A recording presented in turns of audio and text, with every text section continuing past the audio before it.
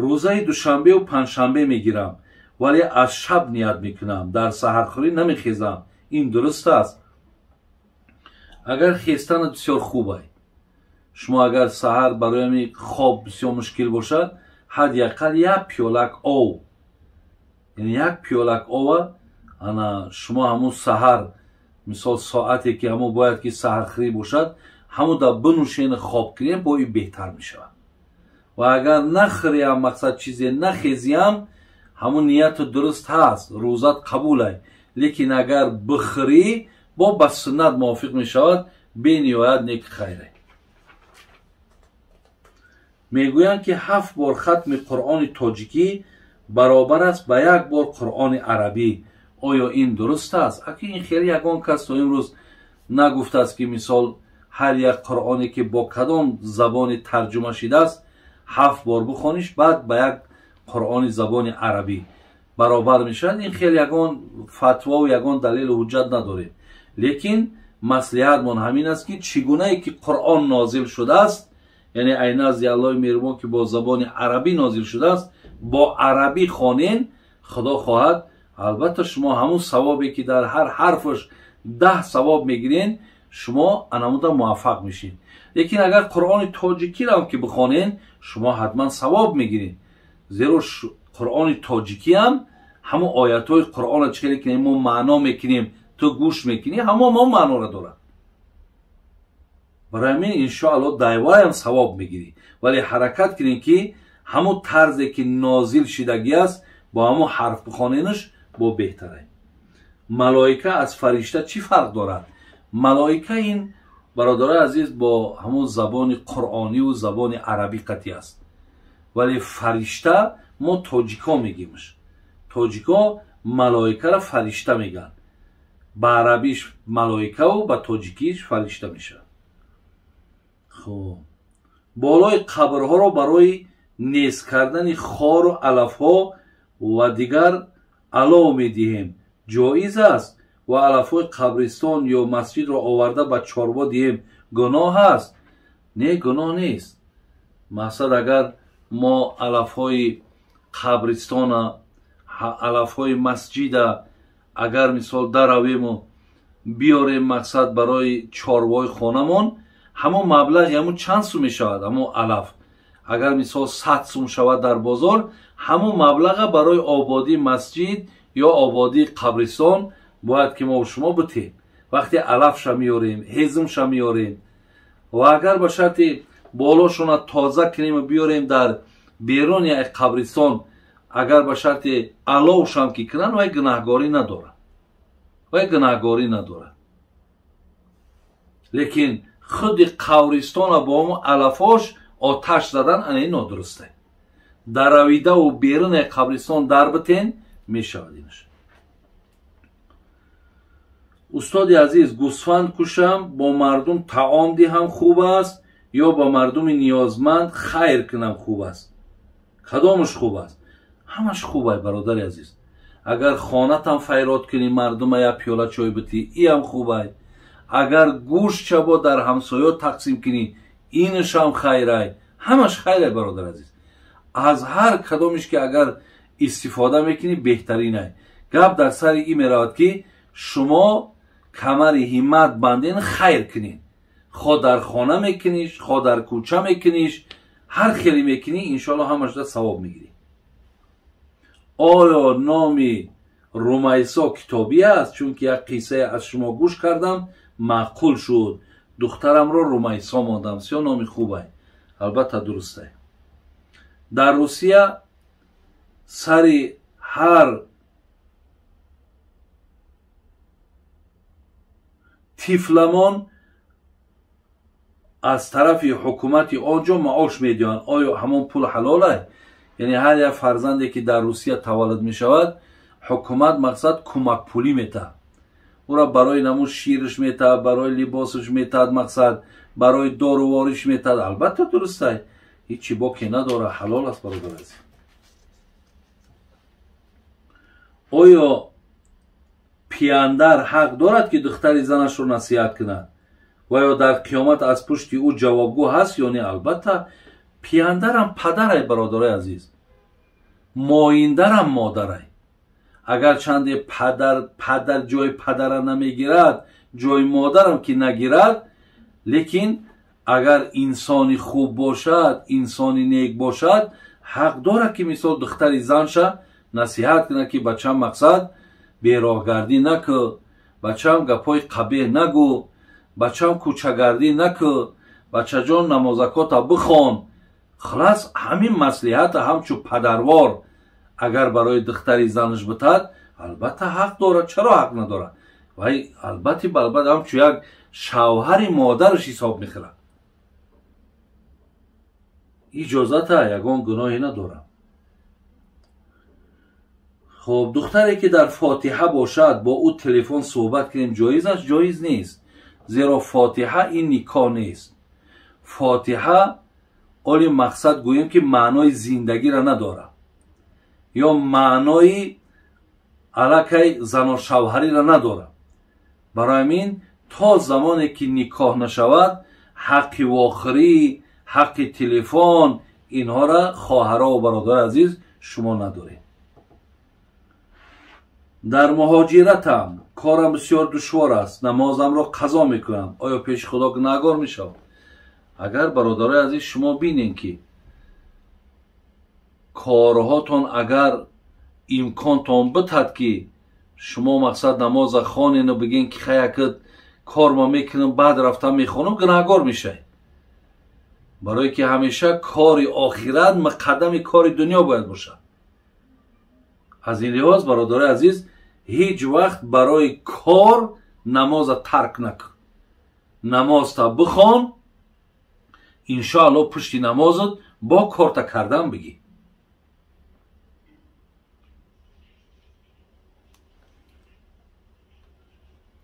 мо дар муҳоҷиратем дур аз падару модар, зану фарзанд. оё аз ин ҳам ба мо савоб мерасад? бародарои азиз, ҳар касе ки дар сафар ҳаст, шумо ҳамчун мусофиред. аллоҳи меҳрубон барои шумо аҷр метавад, барои шумо подош метавад. вақте одами мусофир намоз мехонад, намози ӯ аз одами бигем ки ғайри мусофир фарқ мекунад. рӯзаи шумо фарқ мекунад. бинед, вақте шумо барои таъмини зиндагиву барои беҳбуди зиндагитон муҳоҷир мешен, мусофир мешен, халас иншоаллоҳ дар ҳар як луқмаҳои ӯ кори шумо бо баракат мешавад. барои ҳамин иншоаллоҳ шумо савоб мегиред. бародари азиз, бобои ҳоҷӣ, шавҳарам гуфт агар фарзанддор шавем ягон чорво мекушам, вале накардем. 3 сол гузашт, дар иҷора мешинам. оё дар ҳамин ҷо хайр кунем мешавад? акӯ хоҳарои азиз, бародарои азиз, вақте шумо иҷорашин бошед, вақте шумо мақсад худтон ҳамун зиндагиву ҳамун кори худтона ба як мушкилоте паси сар мекунед, барои шумо зарурат нест ки шумо мақсад гӯсфандеро забт кунед. албатта агарчанде ин дар гардани шумо назр шидагиай, бояд ҳатман ин кора кунед, вақте кунед ки дастон бирасад. ҳозир ки дастон намерасад, шумо агар накунед, пеши аллоҳ гунаҳгор нестед.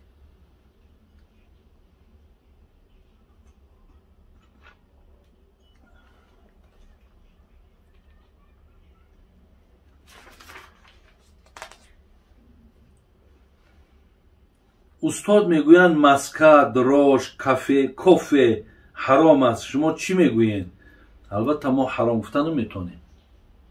ҳамин маскаҳое ки нами масла мегем ё маска мегем, хоб маска мисоли масло сливичниву дигар ҳастанд. ин чӣ ҷои ҳаромӣ дорад? ё кофе чӣ ҷои ҳаромӣ дорад? ё дрож?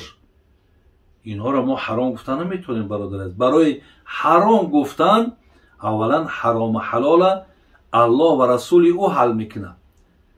лекин имрӯз агар мо таркиботи аморо бибинем, дар таркибот чун агар аз ҳаромҳо чизе бошад, баъд ӯро ҳукми ҳаром метан. барои ҳамин дар имрӯз таркибот яъни маскада ба ғайри ҳамун ширу ба ғайри чӣ дорад дигар? ҳичи нест дигар.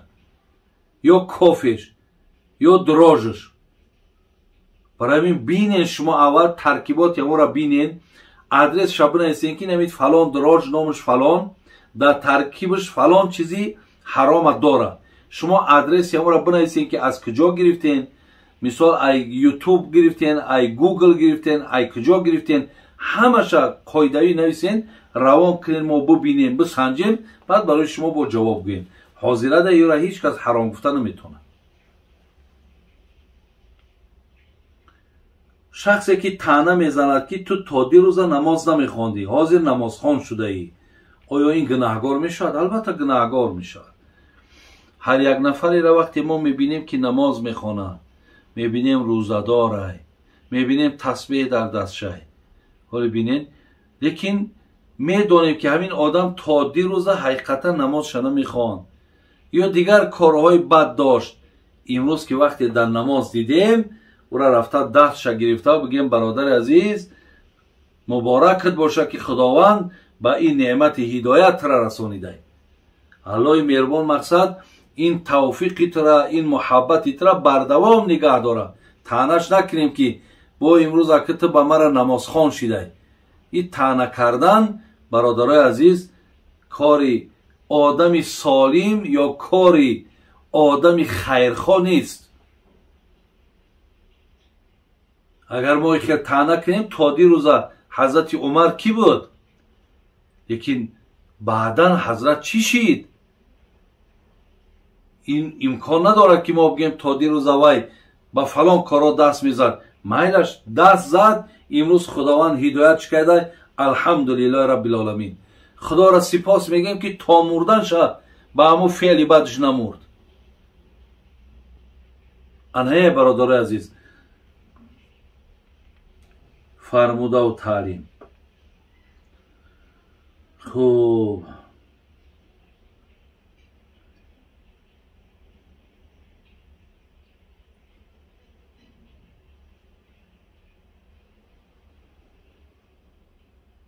آیا هر نماز با خودش تسبیح علاهیده دارد یا همشان یگانه؟ از پشت نماز انا تسبیح هایی که ما 33 بار الحمدلله، 33 بار الله اکبر، بینین 33 بار الحمدلله میگیم، همش پشت نماز همین یک تسبیح هست. یعنی هر یک نماز به خودش تسبیح علاهیده نداره.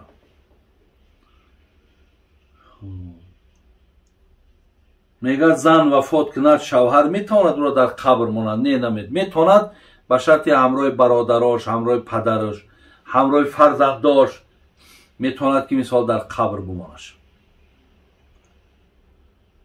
آیا در قبر منکر و نکیر از مذهب میپرسند یا نه؟ این همو عیناً سوالی آدمایی که بگیم بسیار نزاع اندازن، بسیار دشمنی مذهبن، این سوالی همونای در قبر ای مذهب میپرسن و در قبر تا این گپ دیگر معنا داره برادر عزیز. این دور کردن مردم ای مذهب ای. لیکن این نفرها، بعضی نفرها، من این کس در نظر ندارم، بعضی نفرهای ابله مقصد نمیفهمند که مراد ای مذهب چیه؟ مذهب راه رویش مذهب میگن، یعنی راه رویش دین. اگر این خیلگی گوییم در قبر از مذهب میپرسد، یعنی ای راه رویش دین میپرسد. مذهب راه الله، راه رسول مذهب میگن. برای همین مذهب ابو حنیفه یعنی راه الله و راه رسول.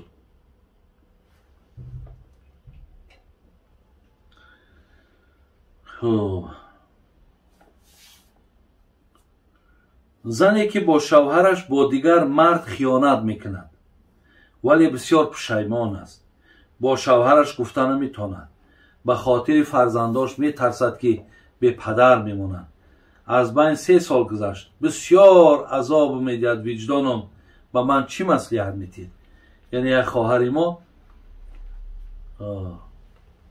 شوهردار به دستو با یک مرد دیگه مقصد هم خوابه شدگیه، در حقی شوهرش خیانت کردگیه. میگد میترسم که شوهر ما بگم تا فرزندکا مقصد به پدر نمانند. ما چی مصلحت میتین؟ 3 سال شده است. یعنی این کار درشته خواهر عزیز به شوهرت نقل نکن و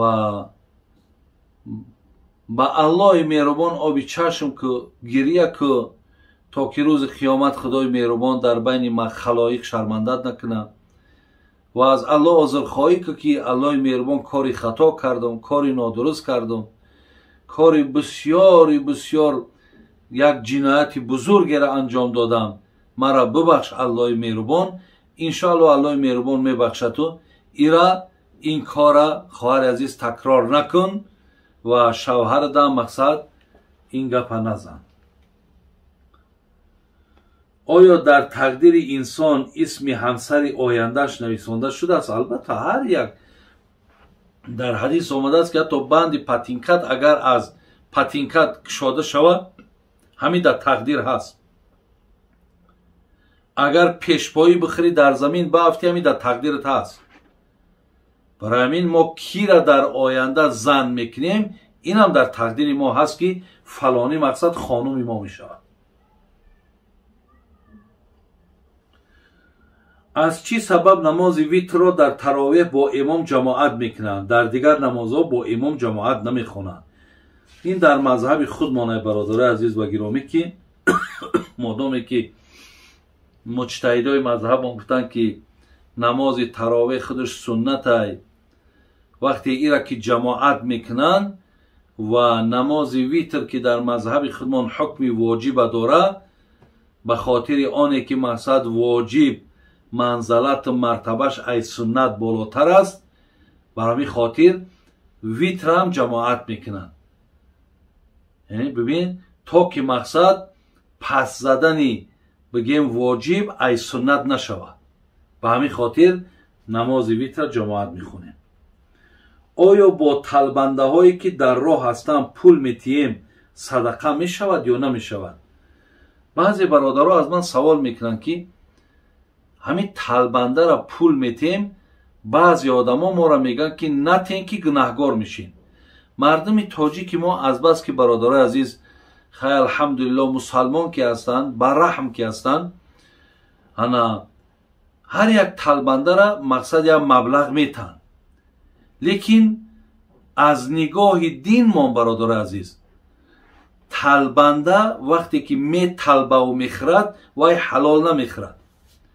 اگر یاد داشته باشین در دوره های حکومت سویتی از جوگی مقصد چایشان میدادن، نانشان میدادن، یگان متریالشان میدادن، همون را وقت سودا دا میموندن مردم نمیخرید، میگفت که فقیری میاره، کمبغلی میاره، برای که مردم همین خیلی تعلیم کردن که وقتی چیزی را که آدم طلبید او دیگه حرامه، او را فروختن در اجازت نداره. برای همین در اسلام برادرای عزیز طلبیدن فقط برای 3 آدم درسته. یکم کسی که در گردنش خونبها، یعنی یک آدم برادر نافهمیده وقتی به قتل میرسونه با ماشین میزنش که میبره، در شریعت باید 100 شتر حق خونی همو گفته برده در صاحب مرده بتن. وقتی همین آدم که نداره برآمده به طلبه درسته، یا آدمی که قرض داره، یا آدمی که یک روزه خوراک نداره، انمیو طلبیدن در حق داره. یا یک نفری که بیچاره دستش کار نکنه، چشماش نبینه، پاش کار نکنه، یگان آدمی که ایرا در خانه تامین کنه نداشته باشد، اینها را میشود یگان سومک یاردم کنین. لیکن این نفرهایی که امروز برادرای عزیز طلبیدن کسب کردگیان، برای چی من بسیاری وقت میگم که همین کودکایی که میدوام پول میگن نتینشون که شما یک باره همونو را عیباد و بخار میبرارین، او آمخته میشود، با همون سومیت میرود، تمامی کار میکنه، دیگر او کار به گردن نمیگیره، خواندن به گردن نمیگیره، فقط طلبیدن قطعی. برای همین هر کسی که اگر با راه طلبیدن میخواهد که زندگیش بهبود کنه یا میخواهد که همین را کسب کند، اینها را یاردم نکنین شما گناهگار نمیشین. اگر یاردم کنین گناهگار میشین. برای بگذار رفته کار کنن، برای مهنت کنن. این خیلی گپ نیست که فلان طایفه را اجازت کی مثال برای به طلبه. من گفتم نفرهای کدام نفرها حق طلبیدن دارن، شریعت برای یا معین کردگی است.